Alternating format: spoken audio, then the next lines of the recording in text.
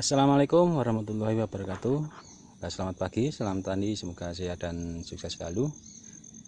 Kita ketemu lagi dengan Mapen Channel, yaitu channel yang membahas tentang seputaran perkopian. Pada kesempatan kali ini kita akan membahas ataupun berbagi sedikit ilmu yang mudah-mudahan bisa bermanfaat untuk teman-teman semuanya. Langsung saja, di sini kita akan membahas ataupun mengenal yaitu tentang cabang balik pada pohon kopi. Jadi kita tahu di dunia perkopian atau pada pohon kopi kita mengenal beberapa cabang, itu ada cabang produksi, ada cabang cacing, dan juga cabang balik dan lain sebagainya. Jadi yang akan kita bahas pada kesempatan kali ini yaitu tentang cabang balik. Ya, ini contoh cabang balik teman-teman. Jadi cabang balik adalah cabang yang tidak berguna dan harus dihilangkan. Jadi ketika kita menemukan cabang balik pada pohon kopi, itu harus dilakukan pembuangan ataupun pemangkasan.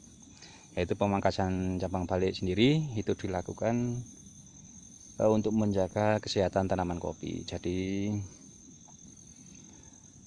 dengan memangkas cabang balik, nutrisi ataupun zat-zat dari pemupukan atau dan lain sebagainya itu bisa fokus kepada cabang produksi ataupun pertumbuhan pohon kopi itu sendiri. Mengapa harus dihilangkan cabang balik tersebut? Itu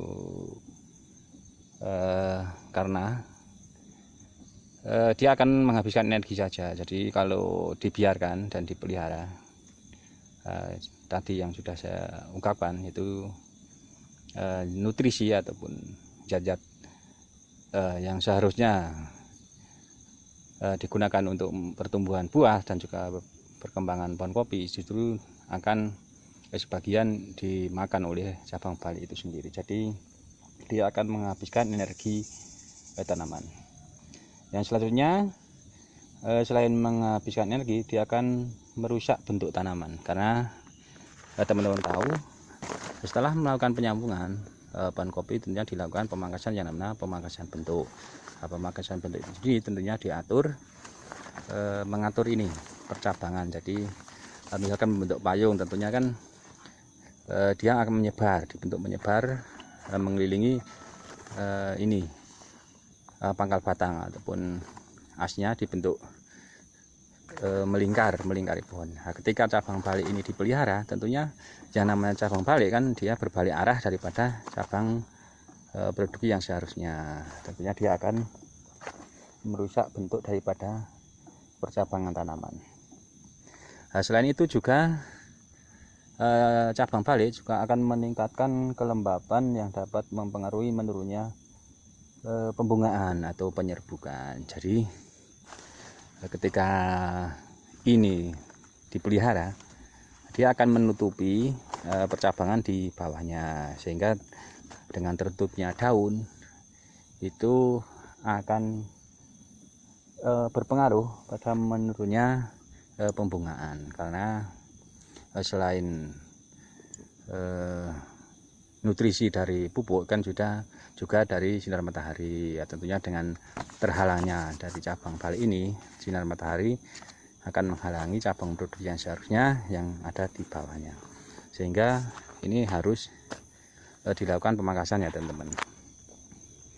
Nah, jadi tujuannya secara keseluruhan pemangkasan cabang balik atau pembuangan yaitu untuk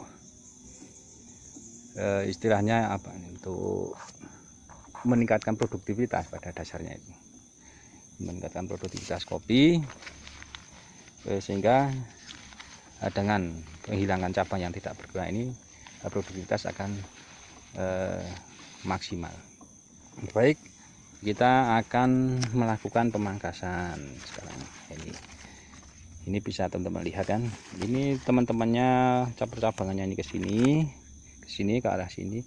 ini malah membelok ke sini. Jadi dia nanti akan menutupi.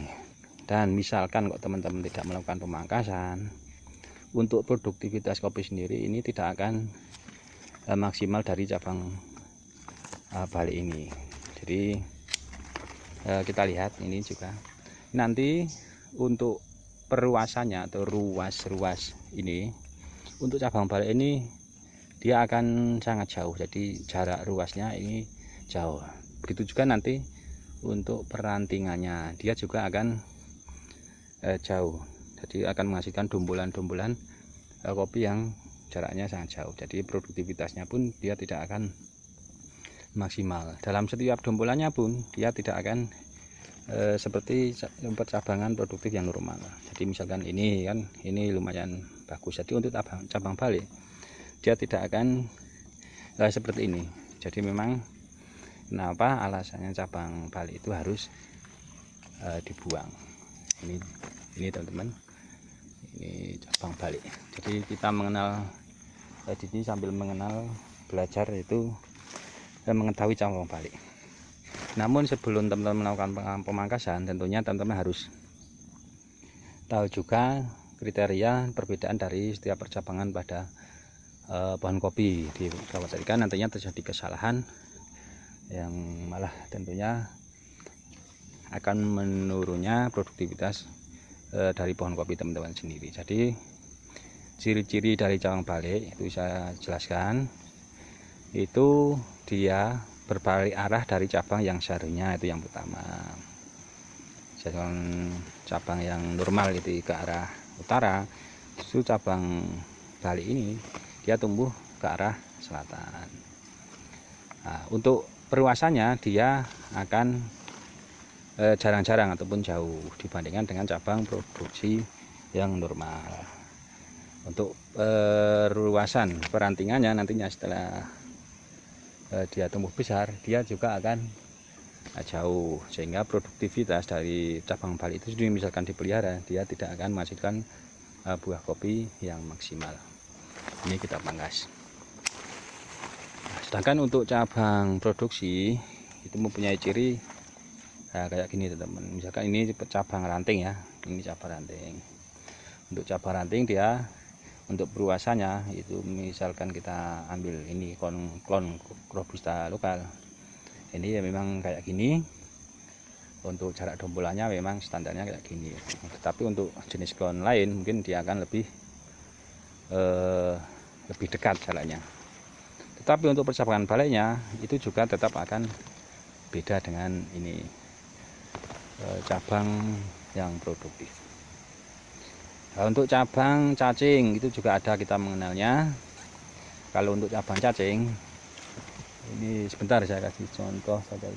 Jadi dia lebih kecil, dia hanya tumbuh 2 sampai 3 ruas. 3 ruas. Jadi dia tidak akan ini bisa memanjang. Nah, ini contoh cabang cacing teman-teman. Ini kecil, ini tidak akan bisa mencari, ini juga harus dibuang. Sedangkan untuk cabang raja sendiri, nah, untuk cabang raja ini contoh, dia bentuknya besar dan pipih.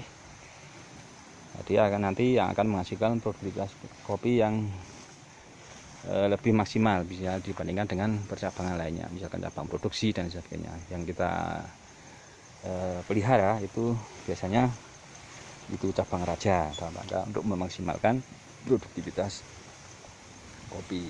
Jadi itu teman-teman perbedaan cabang balik dan cabang lainnya perlu teman-teman ketahui sebelum melakukan pemangkasan cabang balik. Jadi cabang ataupun tunas cacing teman-teman ini juga harus dibuang.